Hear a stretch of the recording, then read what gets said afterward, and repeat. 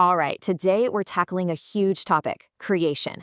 And look, it's a story you probably think you know, but I promise you, there's a much deeper, more dynamic meaning just waiting to be unpacked. So before we dive in, let me just ask you, what does creation actually mean to you? Like, what's the very first image that pops into your head? Go ahead, picture it. Okay, got it? Good. Hold on to that thought because we're about to zoom way, way out. So let's kick things off with what most of us probably pictured the common understanding, right? That creation is this finished product, something that happened a long, long time ago. I mean, for a lot of us, the story is pretty familiar. God creates the world in 7 days, and then boom, the work is done. It's that classic Genesis narrative, and it's incredibly powerful, it's memorable, and you really can't overstate how much it's shaped how we think about, well, everything. And this naturally leads us to a specific way of thinking about creation, doesn't it?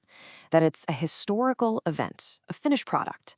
It's like a masterpiece in a museum, made by a distant god who then kind of stepped back. But what if that's not the end of the story? What if that's just chapter one? Because that bigger story, it really starts to open up when you look at the language. See, in the original texts, there isn't just one word for creation. There are a whole bunch. And believe me, that one little detail, it changes everything. Yeah, this is really the heart of it. In the Old Testament, there's not just one word or a single story for creation. We have this one word, create, but the original authors had a whole toolbox of verbs to pull from, each one painting a slightly different picture of what was going on.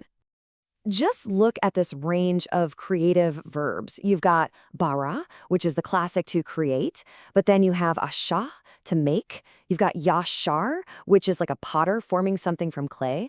There's bana, to build, nata, to stretch out, and even yalad, which means to bring forth or to birth. You can see how each word gives us a totally different vibe, a completely different image of God's role, right?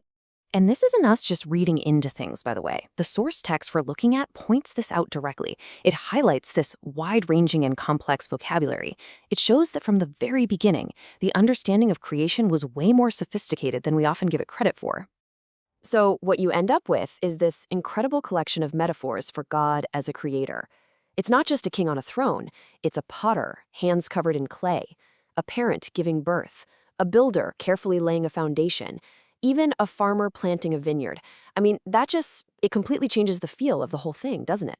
Okay, so this richer language naturally leads to a whole new way of looking at the process. We start to see creation not as a single event in the past, but as this big, unfolding story, a story that happens in 3 distinct phases. And that brings us to this really cool 3-step model. You've got originating creation, continuing creation, and completing creation. So it's not just about the beginning. It's about the beginning, the middle, and the future. Let's break that down a bit. All right, first up is originating creation. Now, this is the one we're all pretty familiar with. This is the let there be light moment. It's the ultimate source of all things, bringing heaven and earth into being, sometimes thought of as creation out of nothing. But then, and this is where it gets really interesting, you have continuing creation. This idea is a total game changer. It suggests that God's creative work never actually stopped.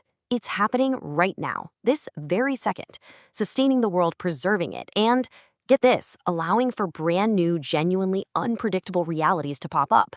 It's dynamic, and it's totally open-ended. And the final piece of the puzzle is completing creation. This is all about the future, the ultimate goal. But what's so fascinating here is that it's not about going back to how things were at the beginning. It's not a reset to some perfect past. No, it's about a future transformation, the emergence of a new heaven and a new earth that incorporates everything that's happened along the way.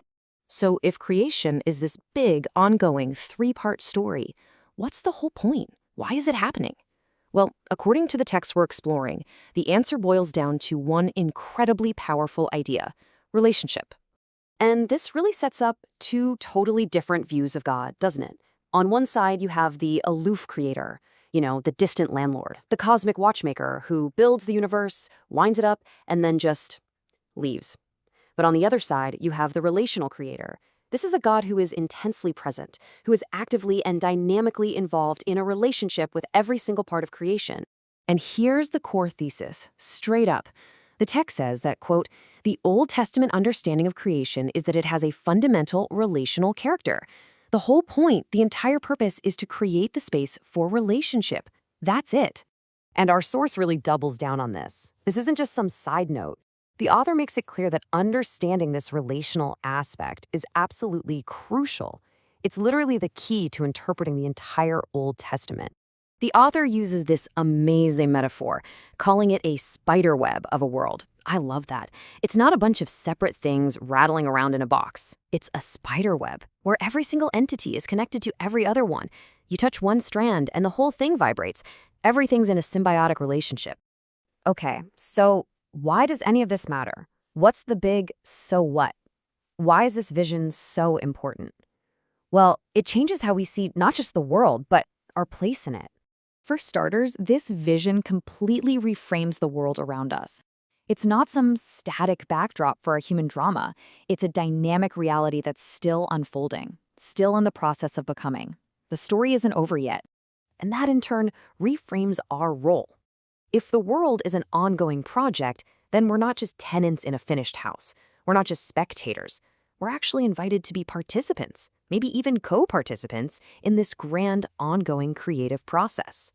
So that leaves us with one last big question to chew on.